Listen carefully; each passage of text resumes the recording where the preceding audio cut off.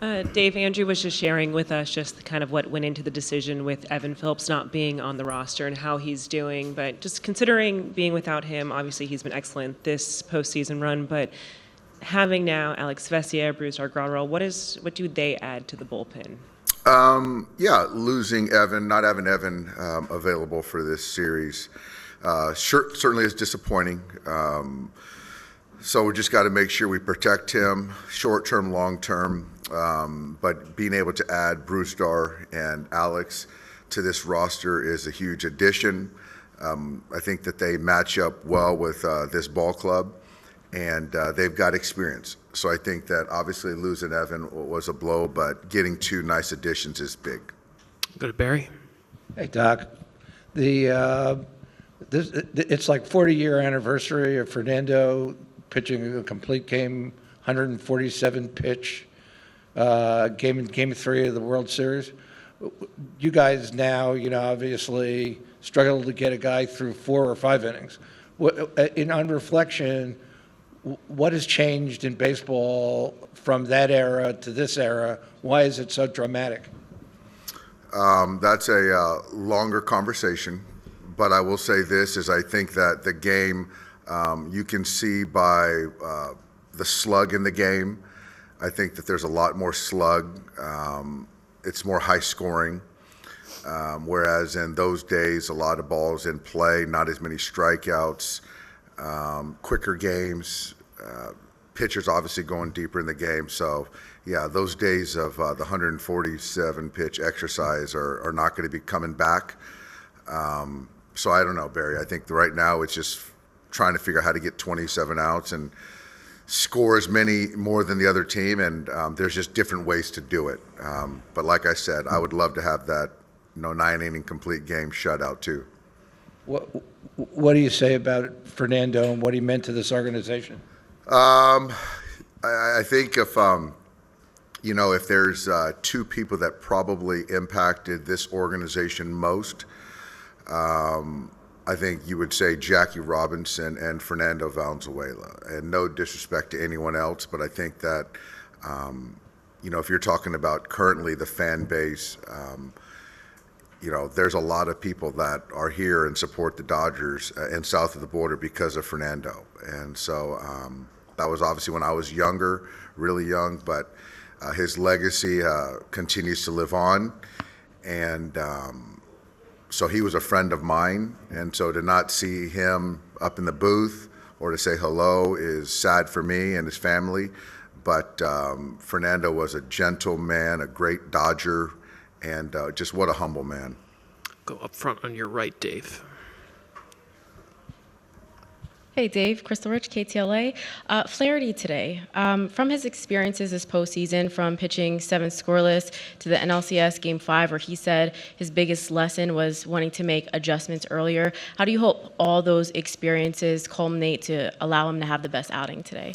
I think experience. I think that his pitch mix, his ability to command the baseball. He has weapons to get lefties out, righties out, pitching to all quadrants. I do think the lesson of being able to read and react in game is huge, where I think that's where the experience piece kind of is beneficial, because you don't know what's going to be working that particular night. You don't know what those guys are hunting that particular night. So to be able to sometimes go off script is important in games like this. And then Freddie back in the lineup at third, Teoscar batting cleanup. What do you hope to see from those guys today? I expect to see good at-bats. I expect us to grind Garrett and make him earn every out. Freddie's in a good spot physically. Garrett's a neutral guy. There's velocity, there's experience. He's a number 1. We have guys that have a lot of experience against them, so I think that I want to see good quality at bats and grind them. We'll stay there, and then Bill Plunkett, right next to you. Sorry, right to your right. Hey, Dave. You talk about just the resilience of your bullpen and what we've seen in the last couple of series. What specifically have you seen that's really enhanced as far as their preparation, as far as their confidence going into now the World Series?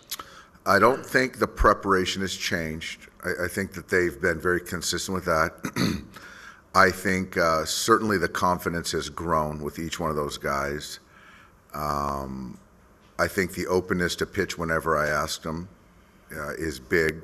I do think that they understand how valuable they are to preventing runs in the postseason, and they've come through. Yeah, so I think a lot of it is the confidence that they've gained throughout the season and throughout the postseason. And I've noticed also too throughout the postseason, you guys used a couple of Kobe Bryant quotes as far as like philosophies and things of that nature.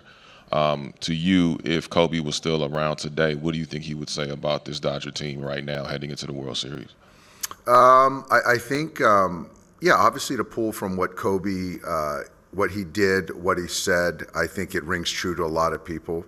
And so for us to use some of his quotes, I believe in him. What he would say, there's work to be done. I think that the thing about him is that, not only being uber talented, but he was a killer. And the job's not done. So I think that that's something that, and I understand that. I know our guys understand that too. Far back on your right, Bill Plunkett, and then Tyler. Yeah, what role do you anticipate for Miguel Rojas now? Yeah, so I see him playing short tomorrow, and so I see him starting against Rodon, and then I see him coming into whether it be a pinch hit in Gavin's spot, which I could use him or somebody else. I see him coming in to potentially play defense at short, so he's in a good spot, and we're going to need him. Does Kike stay in the everyday lineup? Yes. And can you quantify how much good a week off has done Freddie? I can't, but I do know that he's kind of in the same position as he was when he started the DS with the time before that series. So I'm just hoping, we're all just sort of hoping that we've got out of the woods and we can kind of maintain where he's at now. Because what happened as the series progressed, prolonged, then it went south. So I'm going to try to pick spots to whether it be get him off the field, at times if I can, but right now he's in a good spot, so we're just hoping that we can kind of sustain it. Just do a couple more. Tyler on your right. Yeah, Dave, sort of building off that, what do you see from Freddie behind the scenes and what he's having to go through to be out there at all, and how close is he to the Freddie Freeman healthy guy that we know? I think he is. He has a very good way, like most great ones have a great way of compartmentalizing. Once they're playing, they're playing. There's no excuse. So when he's in the batter's box, Garrett's going to know, those pitchers are going to know that's still Freddie Freeman in the batter's box. And I trust him taking in at bat. So I think for me, he's in there until he's not.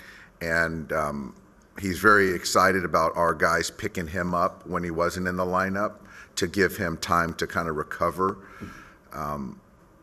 But I certainly know that he wanted to be a part of things. And when he's not, it hurts him. But he's doing a good job of keeping on a pretty good face. Right up front, Ron. How do the bullpen additions impact the overall usage of everyone else in the bullpen and the various lanes that you envision going into the games? I think it just adds a little bit of variance. We don't have to lean on the same guys. Now we have two lefties in the pen versus the one. Brusdar has a different repertoire than, let's say, Brazier. And so I think that just being able to give these guys different looks is important. And is going into 2 days in a row a big change in how you try to map out usage rather than the 3 days in a row? Yeah, it is in the sense because coming into the 2 days, we've had 4 days off. After going into the 3 days, it's going to be a 2 out of 3. So that I can't tell you how it looks, but I can tell you that I'm going to manage to win tonight. and then whatever happens tonight, that's the same game plan. All right, Doc, thanks so much. All right, Appreciate it. thanks, guys.